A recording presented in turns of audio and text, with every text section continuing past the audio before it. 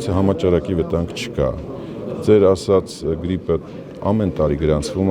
են թեթև ձևեր, ամբողջ աշխարհում այդ ձևերը գրանցվում են, անգամ բռնկման վտանգ չկա, այս պահին մենք չունենք նման տվյալներ, առաջինահերթ գրանցվում է բռնկում, հետո նոր գրանցվում է համաճարակ։ Մենք բռնկման որևիցե այս պահին միտում չունենք, 3 դեպքը դա իր սովորական չափականակի մեջ են, նրանք թեթև ձևով են անցնում,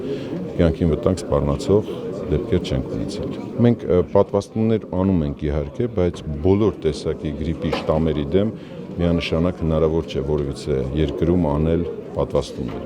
Ուստի պատվաստումներով ծրագիրը ամեն տարի հագենում է նոր պատվաստանյութով, որը թույլ է տալի տարեցտարի նվազեցնել դիմելությունը, հիվանդացությունը։ Ես օրինակները բերեցի մի փոքր առաջ, որ 2.5 անգամ մենք կարողացանք պենտավալենտ վակցինա պատվաստումից ներդնելուց հետո կարողացանք նվազեցնել հիվանդացությունը, անցյալ տարի ռոտավիրուսային պատվաստումը ներդնելուց հետո շուրջ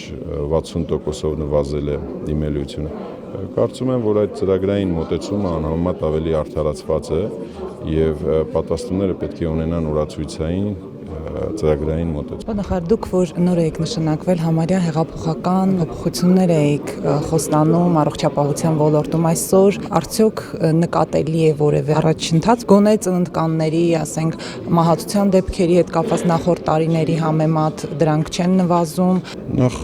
ես չեմ հիշում երբևէ, որ հեղափոխական խոստացել եմ բարեփոխումներ առողջապահության մեջ, ինչ վերաբերում է ծննդօգնության հատվածին, կարող եմ ասել, որ այդ ուղղությամբ աշխատանքները մենք ամենօրվա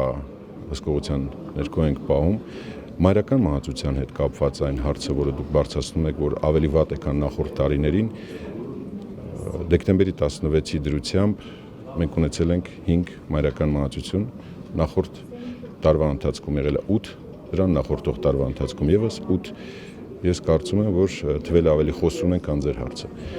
Իհարկե, մեզ չի գոհացնում։ Ամեն դեպքում դրանք չեն կանխվում։